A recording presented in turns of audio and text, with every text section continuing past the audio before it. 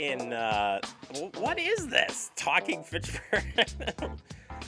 It's Wednesday, December 8th. You're watching Talking Fitchburg, and I'm just thinking to myself, why now? Because he found it. That's why. I found it, and it's the holiday time. Darn it! That is so awesome. This is what we get. I like it. In fact, I need that. We need that in the background. Can you freeze frame that in the background of the snowman and stuff? Make that happen, Andrew. I want that. Welcome into Talking Fitchburg. Yes, I love it. There, I want that the rest of the season. I love the holidays. I love this time of year, and we're glad you're with us today on Random Talking Fitchburg. Andrew surprised me with that one. I love it, and glad to have that here.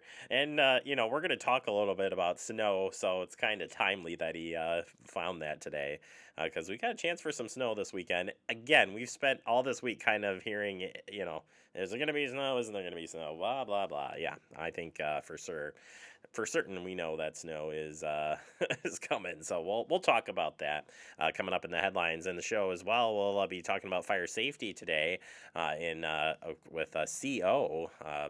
Definitely time to make sure you double check those, especially certain heating items do produce CO. So we're going to talk about safety tips there. And the sustainable bike tour. We'll take you out on a warm bike tour. So if you're looking for something fun to do, and it happened earlier in the summer, but we got the ride here coming up. So stay tuned for that. Well, let's get you some headlines, and we start with the Fitchburg Teen Center engagement process is kicking off. This says here the city, along with a consultant at EQT by Design, are hosting a virtual live open house event on December 14th, starting at 7 p.m. This will be broadcasted right here on Fact TV. It will be on our community channel though. On Tuesday night is actually the same night as our Common Council night. So those meetings will stay, the government meetings will stay over there. This meeting will be over on our community channel live. But either way, you can watch it there and through Facebook as well. We'll have those details coming up for you, or I have the details there on our website for you to check out so you are ready for this meeting.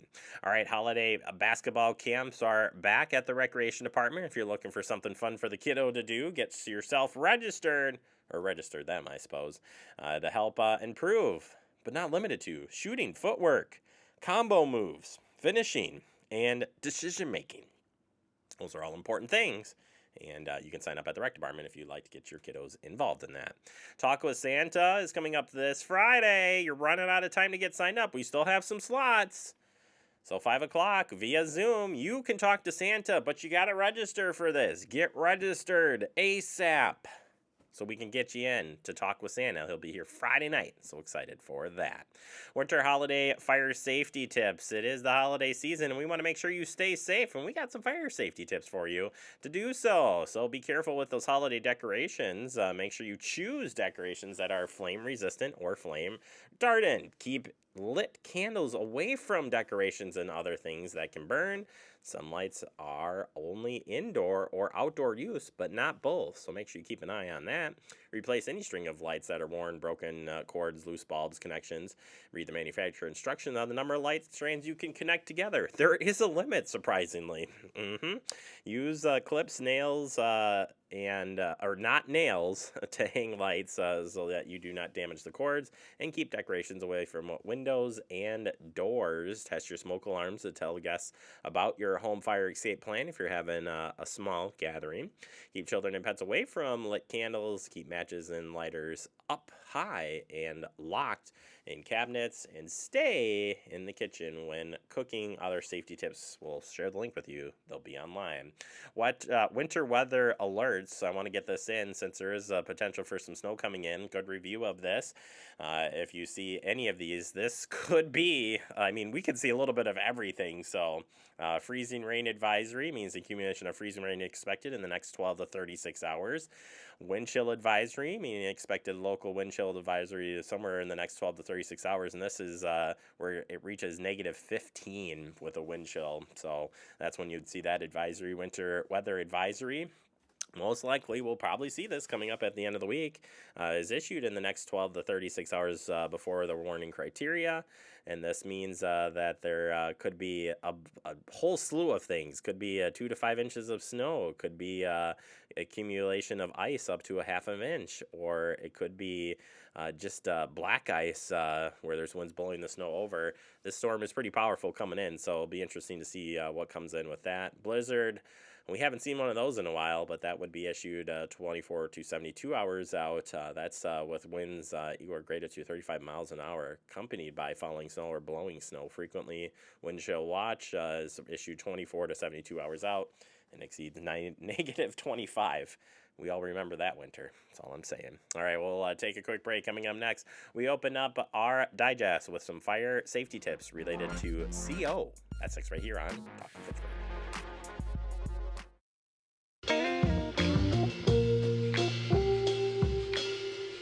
After you joined our family, it was like, I really do feel complete now.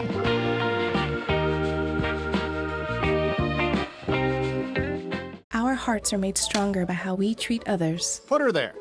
The light you share can impact those around you, but so can the darkness. Later, twerps. Did Pete saying mean things bother ya? So when you reach out to another person, take a moment to consider how they will feel and let your heart be the key to making a difference. Because of you, someone's entire day, year, or even life can change. In every heart, there's hope.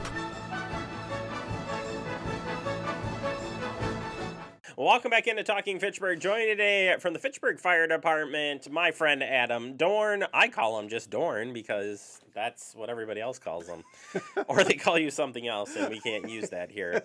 But today we're going to call you the carbon monoxide expert as we talk about carbon monoxide safety. Super important topic.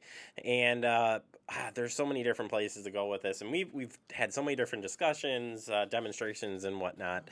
But first and foremost, where is CO found? That, I think, is the starting spot here of our discussion today. Yeah. So CO can be found anytime you burn fuel, whether it's in cars, trucks, small engines. It can be found in stoves, lanterns, grills, fireplaces, gas ranges, furnaces. It can build up inside. It can build up indoors, I should say, and it can poison people and animals who breathe it. The reason for that is because carbon monoxide, or CO, is an odorless, colorless gas, and it can kill you. Simple as that. Simple as that. Are we done? We're done. Yeah, no, we are not done here. Good. There's a lot more. So symptoms, I think this is where it kind of gets complicated. But one thing that I noticed the last time I was out at the department taking some photos, you guys got these really cool meters that I recognize from the classic days of running on an ambulance that alert you. Because sometimes, based on these common things, headache, dizziness, weakness, upset stomach, vomiting, that could be a whole slew of things you might not even know because your alarm might not even be going off because maybe you don't have an alarm. What are those symptoms? And, how do you guys stay safe when you get to these calls, whether you know it or not? Yeah. So let's start with some of the symptoms. Like you mentioned, it's a headache, dizziness, weakness, upset stomach, vomiting, sometimes chest pain and confusion. Confusion is more along the more severe end. You've been exposed a lot longer. A lot of these symptoms are described as flu-like. So if you breathe in a lot of carbon monoxide, it can take a while to make you pass out, or it can eventually kill you. That's why it's so important to have carbon monoxide detectors in your homes, because people who are sleeping or those that have taken in a lot of alcohol over a period of time, they can actually be killed because of the carbon monoxide in the environment. So it's very important to have carbon monoxide detectors because of that. So when you guys show up to a scene and it's carbon monoxide alarms going off and people are out of the house or whatever the case may be, what are you guys looking for first and foremost, and how do you stay protected? So we do a couple things. One, we rely a lot on the information that's called in by the caller. Right, so when they call 911, they're asked, hey, is anybody sick? Do they have headache? Right? They go through the list that we just went through. They go through that list and They ask a few more questions. That's our first step to finding out or trying to determine whether or not there's an issue. We do that. When we get to the home, we have a 4-gas monitor that we can use. It monitors 4 different parts of the atmosphere, and we go into the building with that to determine whether or not there's carbon monoxide. Dependent upon how soon that goes off or how fast it goes off or what we're being told, we also have our breathing apparatus, our SCBA, that we will put on with our mask, and we will go in the house with all of that on to make sure that we stay safe while we're in there looking for the cause of the carbon monoxide. Now, what if you go to a scene where you're called the flu-like symptoms and you get there and you didn't know it was, but something saved you? What are those alarms that you guys carry? Yeah, it's our 4-gas monitor, at least in the fire department. EMS has a little bit different monitor, but our 4-gas monitor measures the oxygen level. It measures lower and upper explosive limits. It'll measure carbon monoxide and hydrogen sulfide. It measures those things, and then we turn those on before we ever get there because they have to go through a warm-up process. We clip them onto our gear, and as we walk in, if those never go off or doesn't alarm, it still can be a concern, but it's not like an immediately dangerous to life and health situation. So if they do go off, then we take more evasive action, so to say, to correct the issue or to get the right people coming to take care of a situation. As far as positioning carbon monoxide detectors, because I think that's become, I'm going to make it an issue, but I got a lot of smoke detectors that are combination ones, and those are always placed high, but you see the plug-in, carbon, so does it matter? It doesn't really matter. Carbon monoxide and air have roughly the same weight, so they mix well together. So if you put a carbon monoxide detector lower because it plugs in, that will work just as good as a combination carbon monoxide smoke detector that might be up on your ceiling. Fantastic. And what about the ones that meter it, actually? I always laugh because I'm like, at the end of the day, should it be 0, or if you see 5 on it, shouldn't it be beeping? Is there a threshold? There is a threshold. OSHA has a huge list of everything out there, that what's acceptable, what's not, over an 8-hour or 10-hour work period. Basically anything that's roughly 5 or less, right? That's pretty much common. I mean, because you go outside, you're going to have about 5 parts per million. If you're standing next to a vehicle, it's just that if you're there for an extended period of time, that's when it starts to become an issue. So I'd say anything under 10 is pretty common. It's okay. Should it read 0? Probably. But if it gets above that 10 mark, right, then it'll start to alarm very shortly after that. And like you said, the ones that have the meters can be interesting to read, right? Because some people take a lot of effort or take that into consideration, like, oh, it's only this, or oh, it's all of that. Really don't matter. If the alarm's going off, get out. Call us. Let us come and help and figure this out. All right, couple of quick extra pieces here. So it's getting colder. We're starting our vehicles. Why is it important? And we're not recommending this. We have, the recommended not running your vehicle to heat up, but we know what happens. But not leaving it in the garage because carbon monoxide builds up in your garage and it can find its way into your house. But I opened the door, Dorn. Doesn't matter, Jeremy, because with the wind direction, the wind could be blowing it right back into your house every time you open and close the door. Or maybe your door is closed and the seal around your door has disintegrated to the point where there's a nice little draft that comes in. CO will get through there. If you need to warm up your vehicle, take your vehicle outside, let it warm up outside, close the garage door as it's warming up. But even that, it's probably not the best thing to do because now you have an unattended vehicle running in your driveway, and we don't want people's vehicles to be taken. Well, I still think you can never really guarantee that those fumes aren't getting it. Even if you close your garage, I mean, it's not like they're sealed tight completely. Right. I mean, you got insulated garages, but whatever. Same with generators. So, again, thinking of the hunting crowd and stuff, and there's been some very unfortunate accidents with those. why you can't be in the same room as a generator, and B, how far away do we need to put them? Yeah, you definitely don't want to be in the same room as a generator because they do produce carbon monoxide and other gases, right? So I would suggest at least 20 feet away from whatever building you're going to be in. Number one. Number two, get a carbon monoxide and explosive gas detector and put that in your, let's say, call it your ice shanty, right? Or your hunting cabin.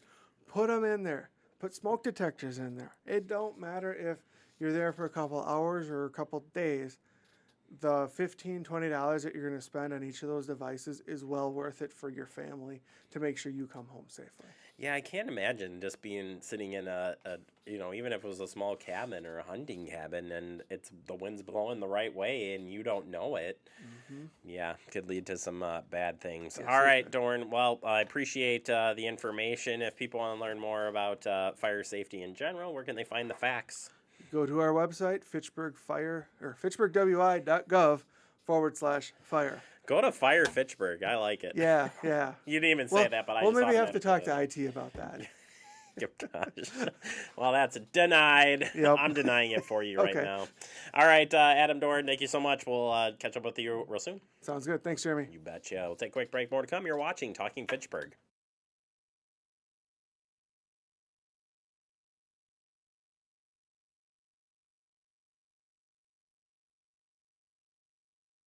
Type 2 diabetes can have a big impact on your life, but how can it be prevented? Well, the first step is knowing if you have prediabetes, a serious medical condition that puts you at high risk for type 2 diabetes. 1 in 3 American adults has prediabetes, but more than 80% don't know they have it. The good news is, prediabetes can be reversed, and for many people, healthy changes in their daily routine can make a big difference. Take the 1-minute risk test today at doihaveprediabetes.org. Severe weather can strike anytime, anywhere, but there's a simple way to stay safe. Hey, Jim Cantori here. I stay safe in dangerous weather by planning ahead. You can stay safe too with a few easy steps. Build an inexpensive kit with supplies for your family's needs. Write down important information like phone numbers and medications. Always talk with your family and remember any pets in your planning. Be ready, be safe. Start your plan today at ready.gov/plan. Welcome back into Talking Fitchburg. We're ready to take a bike tour. A sustainability bike tour happened earlier in the summer, and we want to take you on that ride in case you missed it. Hop on board. Is there anybody who doesn't know exactly what sustainability is all about? We got a bunch of experts. That's good. That's good. I may be able to get some assistance from you as well. What that was going to lead into was talking about how it is kind of difficult to pin down and define. It's sort of fuzzy.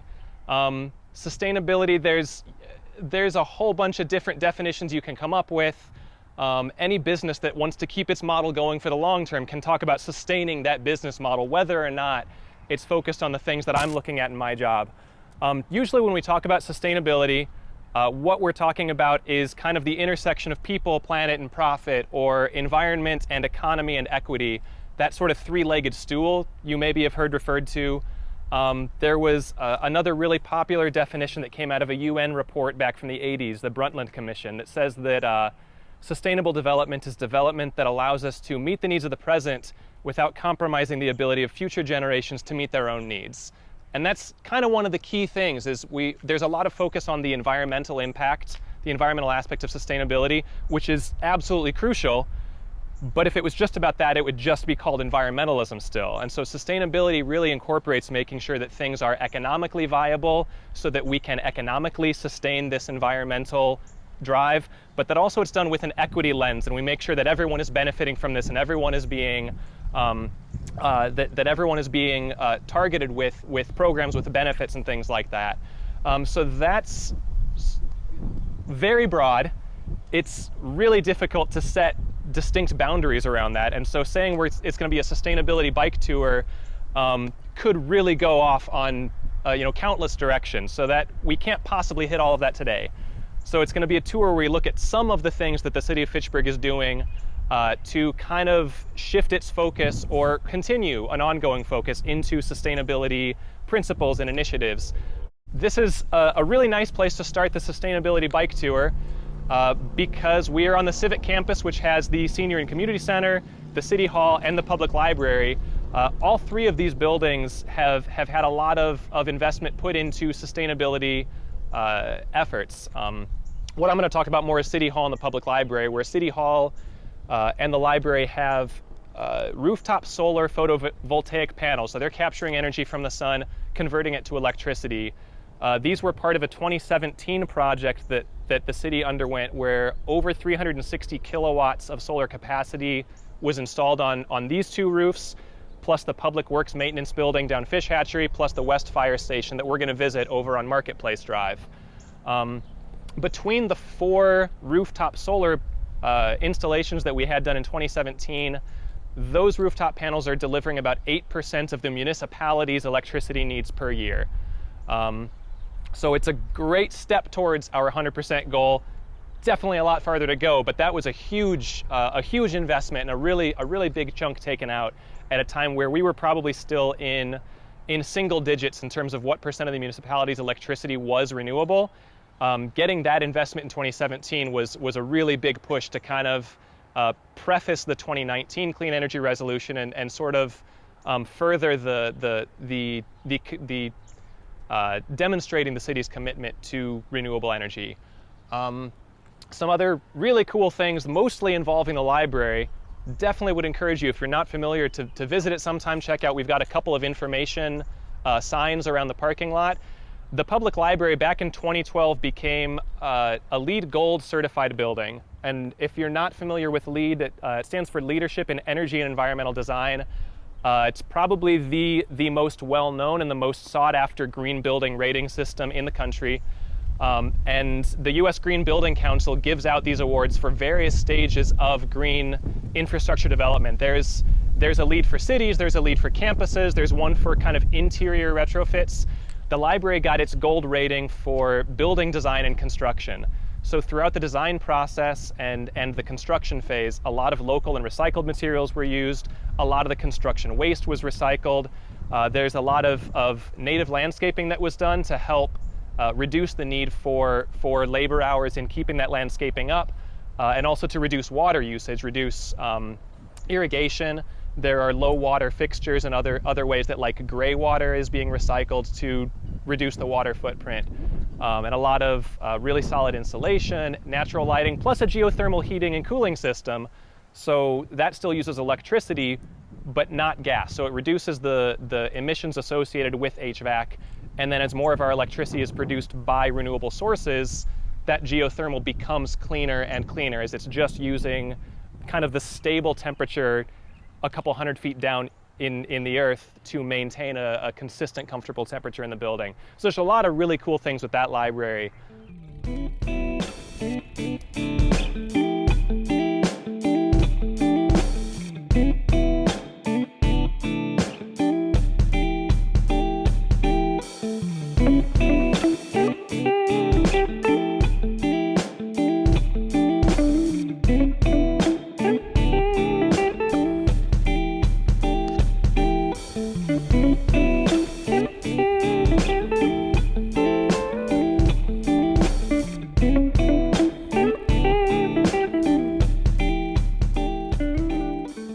So welcome to Mckee Farms Park. Mckee Farms Park is one of the, trying to remember the designations, I believe this one is a community park. So there are several different designations of park depending on the size of it and sort of like parking situation, how easy is it for people from a larger area to get to. So smaller, you have more like a neighborhood park. Mckee Farms Park is a community park. It's the second largest park in the city of Fitchburg at 58 acres after Mckee Park, which is over on Lacey Road, and somewhere in the 60s, don't remember that one. But Mckee Farms Park has, if you haven't spent any time here, you absolutely should. If you have, you know how fantastic this is. So there's a lot of recreational opportunities. There's sports fields, there's tennis courts. There's this family-friendly splash pad back here that's got kind of different elements for different ages or for the whole family to just dump buckets of water on each other. But yeah, this is a fantastic place to be on a day exactly like this one.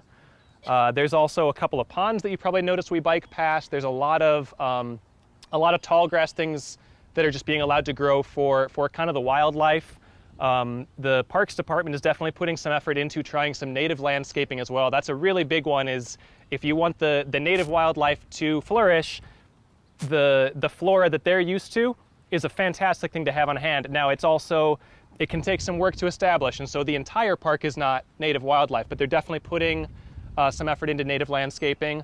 If you're interested in learning more about that, the Resource Conservation Commission and the Tree Committee, the Tree Diversity Committee, is putting on an event in June, I believe Thursday the 17th at Quarry Hill Park. There's going to be a tree diversity event, so there will be an expert to come in and talk about the value of tree diversity, if you want to pursue that in your own property, how to do that, learning to identify different species. It should be a pretty great event. Definitely encourage showing up for that. But yeah, another one of the great things that we can get from our parks here. And then just a really cool opportunity for people who may otherwise never see each other to interact, to mingle, to kind of create that feeling of community and intersection, which is really valuable, especially in a larger one like this. I don't remember the exact number. I think it's 52 is the number of parks and open spaces that Fitchburg has. They're all over the place. So you have really large ones like this. You've got some smaller places like Tower Hill Park. We're creating a neighborhood hub up at North Fish Hatchery and Traceway Drive that's going to be a great recreation and mixing opportunity up along North Fish Hatch. Just some really cool things that can be done with these parks, and when you spread them out as much as Fitchburg has done, what that does is it creates access. So not everybody has access to a vehicle, not everybody maybe has 15 minutes to bike down here or to even hop on the bus. Having a park that's within a couple blocks of their home means that regardless of their transportation opportunity, regardless of their personal mobility, there is some green space nearby for them to enjoy, even if they don't have any at their own home. So there's a lot of value in that. Just for general equity and making the entire community feel more valued and more part of the city, which is incredibly important for hopefully any city, but certainly for Fitchburg. I should, before we head on, I just realized I've used kind of a jargony term a couple times that you may not be familiar with. I've said ecosystem services, which is a term I'm very used to. If you're unfamiliar, and I don't want to just assume that everybody is, it's kind of a general catch-all term to talk about the things that the ecosystem provides to us. So it's water filtering, it's converting our CO2 into oxygen so we can breathe, it's shade from trees to help reduce the urban heat island effect. So a number of these value adds that we get from the flora and fauna around us are often described as ecosystem services. And so that's something, when you develop an area, some of those get lost. And so development that's seeking to be more sustainable is doing its best to either preserve or restore those ecosystem services however we possibly can, to try and minimize our impact, whether it's carbon footprint or just ecological footprint on the land we've developed. All right, there you have it. You can watch the full show right here on Fact TV. Take a quick break, wrap up the show next. You're watching TF. Como padre, todos los días son un desafío. Y hay que estar ahí presentes. No importa lo cansado que uno esté, hay que estar ahí presentes para ellos. Cuando los niños aprenden algo nuevo, es ese momento mágico y especial. Y creo que presenciar ese momento es mi favorito.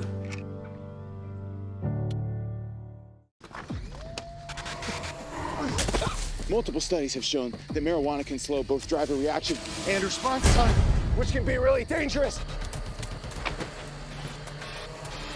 He's here. He's here. Wait. What? I can't drive. Why? My. Oh.